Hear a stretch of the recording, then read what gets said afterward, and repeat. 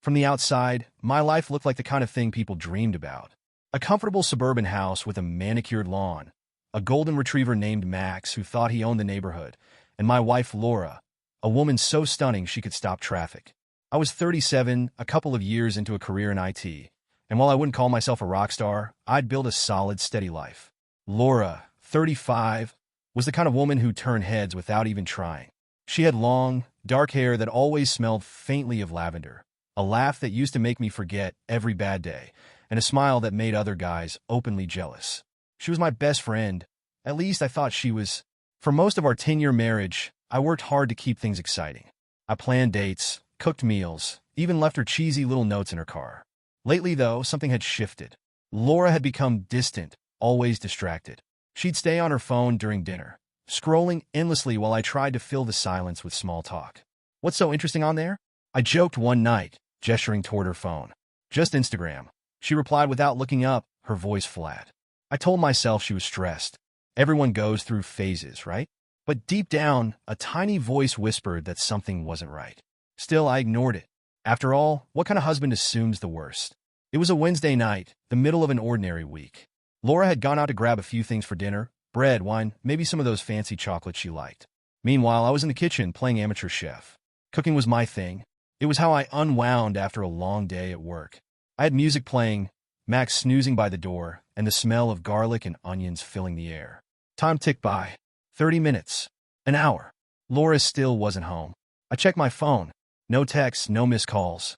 I figured she'd bumped into someone at the store or got caught up browsing. Laura loved to lose herself in those aisles, picking out scented candles or overpriced bottles of olive oil. By the time an hour and a half had passed, I started to worry. I called her, straight to voicemail. "Damn it, Laura," I muttered, tossing my phone onto the counter. The sauce was simmering, the pasta was ready, and the bread I'd baked earlier was cooling on the counter. But instead of enjoying the meal I'd planned, I found myself pacing the kitchen. Around 9:30, I'd had enough. I grabbed my keys and headed to the store myself.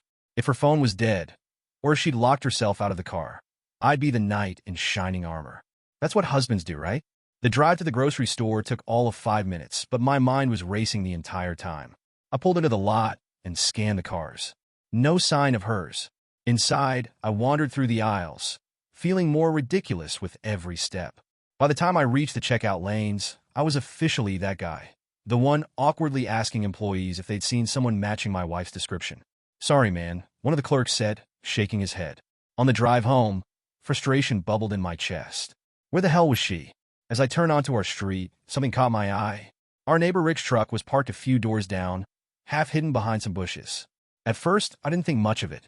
Rick was always around, fixing fences, tinkering with his boat, or chatting at the other neighbors. But something about the way his truck was parked made my stomach twist. Rick was your classic alpha male, or at least he thought he was. He was in his mid-40s, tanned from all the hours he spent outside, and always seemed to have a story to tell about his glory days. The guy was divorced, had 2 kids who lived with their mom, and acted like the king of our little cul-de-sac. Laura had mentioned him in passing before, how he'd helped her with the lawnmower or offered to fix the fence while I was at work. I never thought twice about it. Rick was just Rick. But as I pulled into our driveway, a strange feeling washed over me. The house was quiet when I walked in. Too quiet. Max wagged his tail furiously, happy to see me, but something about the air felt off. The TV was on in the living room, playing some random reality show Laura loved. I glanced toward the stairs, noticing the faint glow of light coming from our bedroom. "Laura!" I called out. No answer. I climbed the stairs slowly, my heart pounding. As I reached the top, I heard it, the faint creak of footsteps. But these weren't just any footsteps. They were too heavy to belong to Laura alone. My stomach dropped. Have you ever had a moment where time seemed to freeze? Where every second stretched into an eternity, and all you could hear was the blood rushing in your ears? That was me, standing outside our bedroom door. I pushed it open, and there she was, Laura, my wife, the woman I'd built a life with, and Rick, our smug, know-it-all neighbor, standing way too close to her. They both froze, their faces a mix of shock and guilt. "Seriously?" I said, my voice trembling with a mix of anger and disbelief. Neither of them spoke. There's a moment, right after you've caught someone in the act, where the whole world feels like it's been flipped upside down. Your brain can't process what your eyes are seeing. That was me, standing in my own bedroom, staring at Laura and Rick like I'd walked into the wrong house. The room was dead silent, except for the faint sound of the TV downstairs. Laura clutched the sheet like it was some kind of shield, her face pale as a ghost. Rick, on the other hand, had the audacity to look annoyed, like I was interrupting them. "Ryan," Laura finally said, her voice shaky. "It's not what it looks like." I let out a bitter laugh. "Not what it looks like." "So what?" "You two were up here, reading the Bible?" Rick stepped forward, hands raised like he was trying to calm me down. "Look, man, let's talk about this like adults." "Shut the hell up," I snapped, cutting him off. I wasn't in the mood for his patronizing tone. At that moment, a million thoughts raced through my mind. Should I punch Rick in the face? Should I grab my phone and start filming this train wreck for proof? Should I just turn around and leave? But all I could do was stand there, frozen, staring at the two people who'd just shattered my entire world. "Get out," I finally said, my voice barely above a whisper. Rick opened his mouth to say something, but I pointed toward the door. I said, "Get out," I roared. He flinched, then quickly grabbed his jeans from the floor and scurried out like the coward he was. I heard his heavy footsteps thudding down the stairs, followed by the slam of the front door. That left me alone with Laura. She sat on the edge of the bed, still clutching the sheet, tears streaming down her face. "Ryan, I'm so sorry," she whispered. "Sorry," I said, my voice dripping with sarcasm. "You're sorry? That's all you've got?" "I didn't mean for this to happen," she said, her words tumbling out in a rush. "It was a mistake, I swear." I laughed again, but it wasn't a laugh of humor. It was the kind of laugh that comes when you're on the verge of losing your mind. "A mistake? Sleeping with the neighbor isn't a whoops, my bad kind of thing, Laura." She looked down, unable to meet my eyes. "How long?" I demanded. "How long has this been going on?" She hesitated, then mumbled something I couldn't hear. "Speak up," I said, my patience wearing thin. 2 months, she admitted, her voice barely audible. I felt like I'd been punched in the gut. 2 months. For 2 months, she'd been sneaking around behind my back, lying to me, and God knows what else. When you get married, you take vows. You promise to love, honor, and cherish each other, to be faithful through the good times and the bad. Those vows mean something. At least they meant something to me. But clearly, Laura didn't feel the same way. "What did I do wrong?" I asked, my voice breaking. "Was I not good enough for you?" "No, it's not like that," she said, shaking her head. "This wasn't about you, Ryan. It was, I don't know. I felt lonely, okay? You've been so busy with work lately, and I just—" She trailed off, wiping at her tears. "So this is my fault?" I said, my anger flaring up again. "You cheat on me with Rick, and somehow I'm to blame?" "That's not what I'm saying," she said quickly. I made a mistake. I wasn't thinking." I shook my head, disgusted. "A mistake is forgetting to pick up milk at the store. This is a choice, Laura. A deliberate, selfish choice. The thing about betrayal is that it doesn't just hurt, it changes you." In that moment, standing there with my wife, sobbing on the bed, I felt something inside me snap. The man who'd trusted her, who'd believed in her, was gone. "Do you even love me anymore?" I asked, my voice hollow. She looked up at me, her eyes red and puffy. "Of course I do," she said. "I never stopped loving you." I laughed bitterly. Funny way of showing it. For the next few hours, we went back and forth, arguing, crying, and rehashing every moment of the last 10 years. She begged me to forgive her, swearing up and down that it would never happen again. But how could I believe her? How could I trust anything she said after this? By the time the sun started to rise, I was emotionally drained. I told her I needed space, grabbed my keys, and left. I drove aimlessly for hours, trying to clear my head. At one point, I pulled into a diner and ordered a coffee, even though I wasn't remotely hungry. The waitress gave me a concerned look as she poured my cup. "Rough night?" she asked. "You could say that," I replied, staring blankly at the steaming liquid. "Want to talk about it?" she offered, leaning on the counter. I shook my head. "Thanks, but no." I wouldn't even know where to start. Eventually, I found myself parked at the edge of a lake. It was a place Laura and I used to go when we were dating, back when everything was simple and happy. I sat there for what felt like hours, watching the water ripple in the breeze. My mind kept replaying the events of the night before. Every detail felt like a fresh wound. Her guilty expression, Rick's smug face, the way she tried to shift the blame onto me. What the hell was I supposed to do now? When I finally went back home, it was late afternoon. Laura was still there, sitting at the kitchen table with a cup of coffee. She looked like she hadn't slept at all. "Ryan," she said softly as I walked in. I held up a hand to stop her. Don't, I said. I don't want to hear it right now. I headed upstairs, grabbed a suitcase, and started packing. What are you doing? She asked, following me. I need time to think, I said. I can't be here right now. Please don't do this, she begged. We can work through this. I know we can. I ignored her and kept packing. As I drove away, the weight of everything hit me like a ton of bricks. My marriage was in shambles, my trust was shattered, and I had no idea what the future held. But one thing was certain. Life as I knew it would never be the same. The first few days after leaving the house were a blur. I crashed on my buddy Tim's couch, partly because I couldn't bring myself to book a hotel, and partly because I needed a friendly face to keep me sane. Tim and I had been best friends since college. He was the guy who'd seen me at my best and my worst. So when I showed up on his doorstep with a suitcase and bloodshot eyes, he didn't even ask questions. You hungry? He said, stepping aside to let me in. Not really. Well, too bad. I'm making burgers. That was Tim's way of saying, you're not okay, but I'm not going to push you to talk until you're ready. That night, over greasy burgers and a couple of beers, I finally spilled everything. The words poured out of me like I'd been holding them in for years. I told Tim about the distance I'd been feeling with Laura, the nights I'd spent wondering what went wrong, and, of course, the bombshell of catching her with Rick.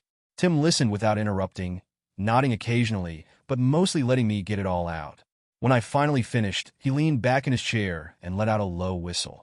Man, that's rough, he said. I always thought Laura was one of the good ones. Yeah, so did I muttered, staring into my beer. So what now? I don't know, I admitted. I feel like I'm stuck in this fog. Like I can't see what comes next. Tim nodded thoughtfully. Well, step one is figuring out what you want. Do you want to try and fix things with her? Or are you done? That was the million-dollar question, wasn't it? Over the next week, I avoided going home. Laura texted me constantly, alternating between apologies and pleas for me to come back. Some of the messages were desperate. Long paragraphs about how much she loved me and how she'd do anything to make things right. Others were more defensive, accusing me of running away instead of facing our problems. I read every text, but didn't reply to any of them. I needed time to think, to process everything without her voice in my head. Tim suggested I see a therapist, and while I wasn't thrilled about the idea at first, I eventually agreed. Dr. Peterson was a middle-aged woman with kind eyes and a no-nonsense attitude. In our first session, she asked me to describe what had happened, and I found myself reliving the entire nightmare all over again. It sounds like you're grieving, she said when I finished. Grieving? I repeated, frowning. She's not dead. No, but the version of your marriage you thought you had is gone. That's a kind of loss, too. Her words hit me harder than I expected. She was right. The life I'd built with Laura, the trust, the love, the stability, it was all gone. And I had no idea if it could ever be rebuilt. 2 weeks after I left, I finally agreed to meet Laura for coffee. She'd been begging for a chance to talk in person, and as much as I wanted to avoid her, I knew I couldn't stay in limbo forever. We met at a small cafe downtown, one we used to go to when we were dating. It was ironic, really, sitting there across from her at a table that used to hold so many happy memories. Laura looked like hell. Her hair was unkempt, her eyes were swollen from crying, and she kept fidgeting with a napkin in her lap. Thanks for coming, she said softly. I nodded, but didn't say anything. She took a deep breath. Ryan, I don't even know where to start. I've messed up so badly, and I hate myself for what I did to you. I stayed silent, waiting for her to continue. I know you probably don't believe me, but I love you, she said, her voice trembling. I never stopped loving you. What happened with Rick, it was stupid and selfish and wrong, and I wish I could take it back. You can't, I said bluntly. She flinched at my words, but nodded. I know, but I want to make it right. I'll do whatever it takes, Ryan. Therapy, counseling, whatever you need. Just please don't give up on us. Hearing her beg was painful. Part of me wanted to believe her, to cling to the hope that we could somehow go back to the way things were. But the other part of me, the part that had replayed the image of her and Rick 1,000 times in my head, couldn't let it go. How do I know you won't do this again? I asked. How do I know you're not just saying what I want to hear? She shook her head vehemently. You don't. But I swear to you, I'll prove it. I'll do whatever it takes to earn back your trust. That night, I went back to Tim's place feeling more conflicted than ever. On one hand, I could see how genuinely sorry Laura was. She wasn't just saying the words. She seemed truly remorseful. But on the other hand, how could I ever trust her again? Tim, of course, had his own opinions. Look, man, he said, cracking open a beer. Forgiveness is a noble thing and all, But trust? That's a whole different ballgame. Once it's broken, it's damn near impossible to get back. I know, I said, running a hand through my hair. So what's the plan? Are you going to give her another shot? I don't know, I admitted. Part of me wants to, but part of me thinks it's a lost cause. Well, whatever you decide, make sure you're doing it for you, Tim said.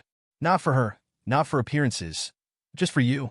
The following week, I started journaling. Dr. Peterson had suggested it as a way to sort through my feelings. And while I felt a little ridiculous at first, it actually helped. Writing everything down, the anger, the sadness, the confusion, made it easier to process.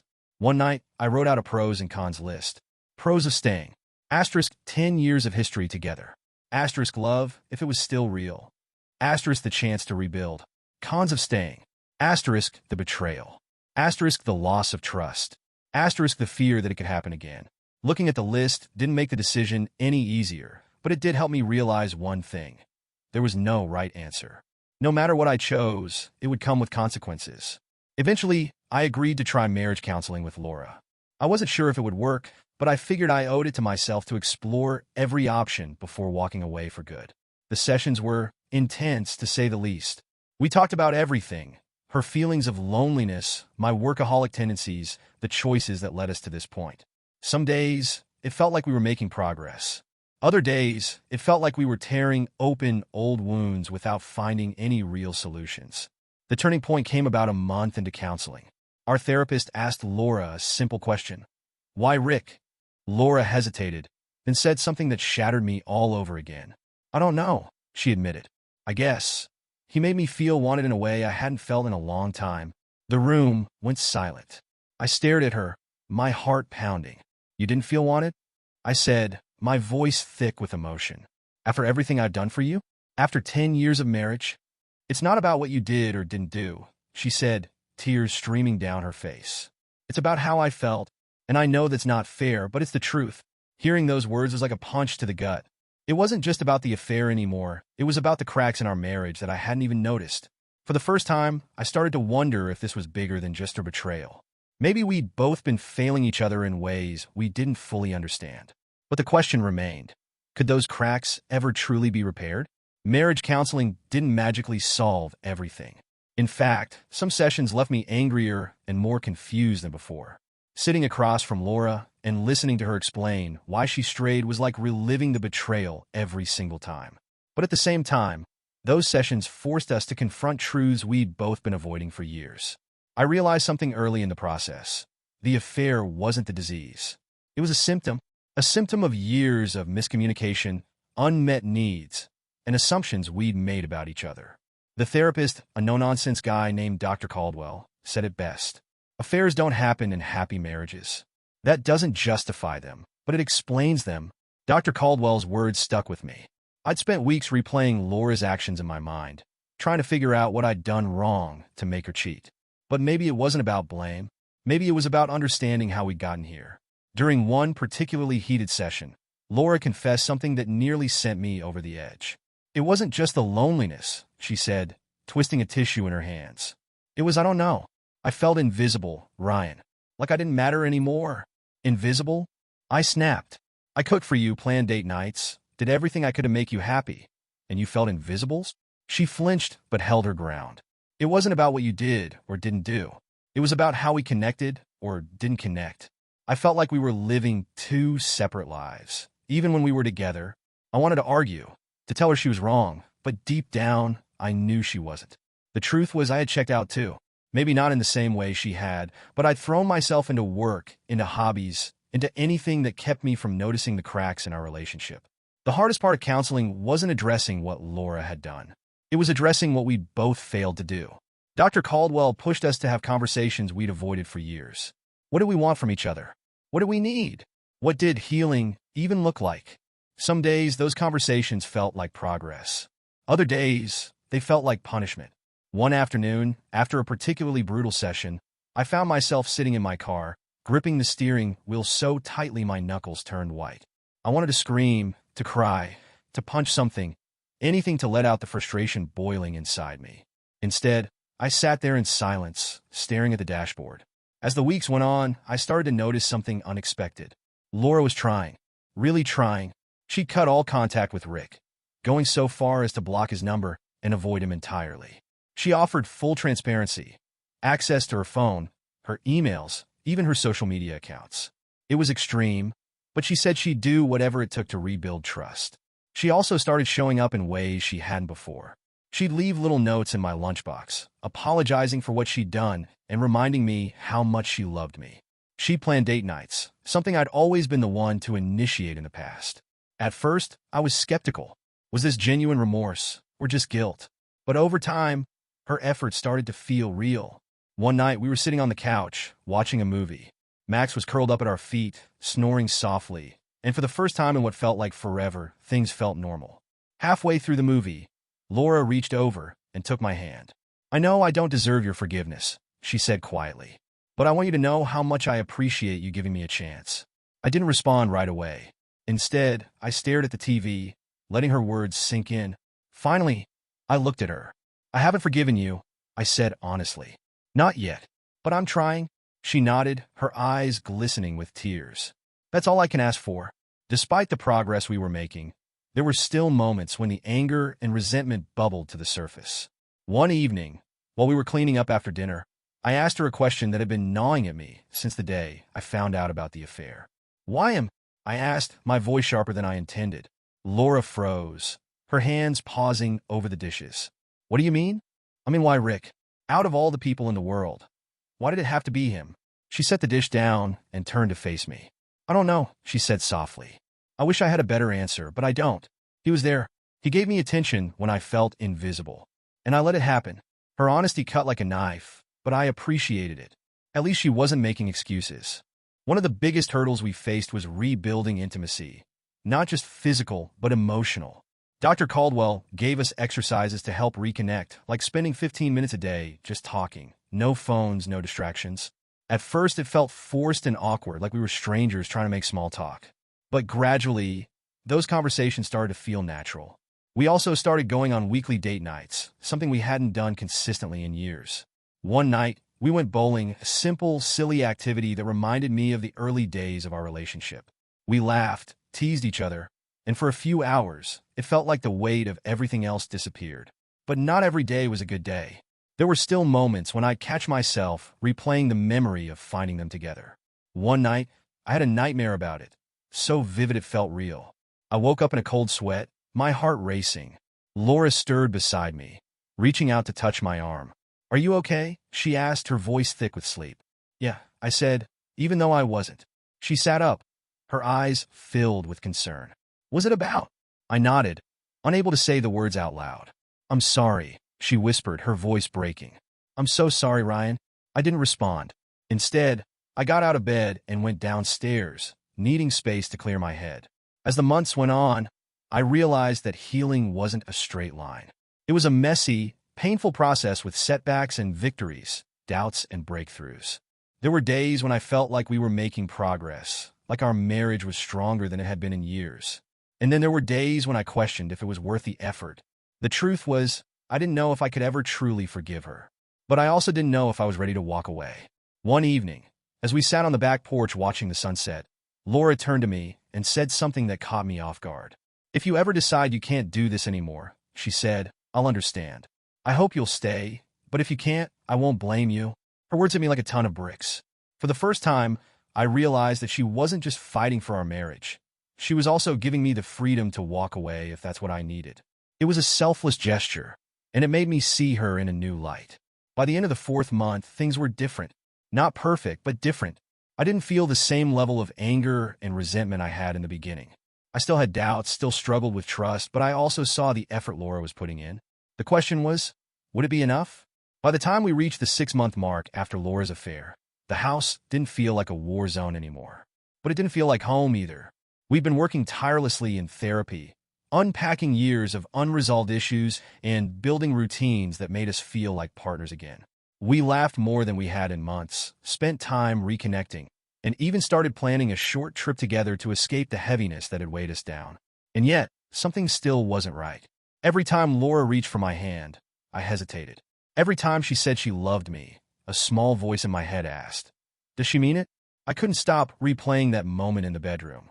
The look on her face, the audacity of Rick standing there.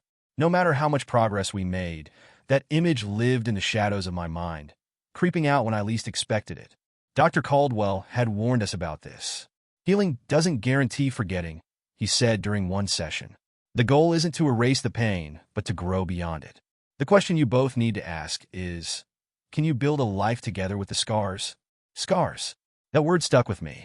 Laura's betrayal had cut me deeply, leaving wounds that no amount of effort seemed to heal completely. And while the bleeding had stopped, the scars were still fresh. Some days, they throbbed like a dull ache. Other days, they burned. I began to wonder if the price of staying was too high. One night, as we were lying in bed, Laura broke the silence. "Do you think we're going to make it?" she asked quietly. I turned my head to look at her. "I don't know," I admitted. Her face crumpled, and she quickly turned away, pulling the blanket up to her chin. "I'm sorry," I said, reaching out to touch her shoulder. I'm still trying to figure it out." She nodded without turning back, and I felt the distance between us grow a little wider. The next few weeks passed in a blur. I threw myself into work, using late nights at the office as an excuse to avoid dealing with the growing tension at home. Laura, to her credit, kept trying. She planned date nights, cooked my favorite meals, and even left sticky notes on the bathroom mirror with little messages like "You're my everything" and "Thank you for giving us a chance." But instead of feeling touched, I felt pressured. Her efforts felt like a spotlight shining on my indecision, and the guilt was suffocating. I knew she was doing everything she could to prove her love, but I couldn't shake the feeling that something fundamental between us had broken. One evening, Tim called to check in. "How's it going, man?" he asked. I sighed, leaning back on the couch. "It's complicated. Still thinking about Rick?" "Not just Rick," I said. "It's everything. The trust, the doubts, the feeling that no matter how hard we try, it'll never be the same." Tim was quiet for a moment. Then he said something I wasn't expecting. "Maybe it's not about going back to what you had," he said. "Maybe it's about deciding if what you have now is worth fighting for." His words hit me like a ton of bricks. That night, I stayed up late, sitting on the back porch with a glass of whiskey in hand. The air was cool, and the sound of crickets filled the silence. I thought about everything. Our 10 years of marriage, the good times and the bad, the way Laura had smiled at me on our wedding day, and the way she'd looked at Rick when I found them together. I thought about forgiveness, about whether it was something I could truly give or just a word I'd been saying to get through the motions. Most of all, I thought about the future. Could I see myself spending the next 10, 20, 50 years with Laura? Could I imagine waking up beside her every morning, knowing what she'd done, and still feel at peace? By the time the sun started to rise, I had my answer. The following evening, I asked Laura to sit with me at the kitchen table. She looked nervous, like she could sense what was coming. "I've been doing a lot of thinking," I began, my voice steady but soft. She nodded, her hands folded tightly in her lap. "Okay, I need you to know that I love you," I said. "And I believe you love me too. I don't doubt that for a second." Tears filled her eyes, but she didn't speak. "But sometimes love isn't enough," I continued. "Sometimes, no matter how much you want to fix something, the damage is just too much." Her face crumpled, and she covered her mouth with her hand, letting out a soft sob. "I've tried, Laura," I said, my voice breaking. "I've tried so hard to move past this, to rebuild what we had, but I can't. Every time I look at you, I see him. Every time I think about our future, all I can feel is doubt. And that's not fair to either of us." She reached across the table, grabbing my hand. "Ryan, please, don't give up on us. I know we can get through this. I'll keep fighting for you. For us." "I know you will," I said gently. "But I don't think I can." The next few days were a whirlwind. We agreed to separate, and while the decision was mutual, it didn't make it any less painful. Laura moved in with her sister temporarily while we figured out the logistics. I stayed in the house, but it felt empty without her. Max seemed confused, wandering from room to room like he was searching for something or someone that wasn't there. We met with a lawyer to discuss the divorce, and while the process was amicable, it was also heartbreaking. Signing those papers felt like the end of an era, the closing of a chapter I'd once thought would last forever.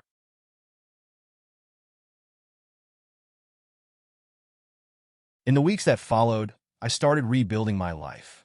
I threw myself into work, reconnected with old friends, and even started going to the gym, a routine Tim had been pestering me to pick up for years. There were moments when I missed Laura, when I found myself reaching for my phone to text her before remembering that she wasn't a part of my life anymore. But those moments became less frequent over time. One evening, months after the divorce was finalized, I found myself sitting at the same lake where I'd gone the night I left the house. The water was calm, reflecting the orange and pink hues of the sunset. For the first time in a long time, I felt at peace. The pain of betrayal hadn't disappeared, and I knew the scars would always be there. But I also knew I'd made the right choice. For me, for Laura, for both of us. Sometimes, love isn't enough to save a relationship. And sometimes, letting go is the most loving thing you can do.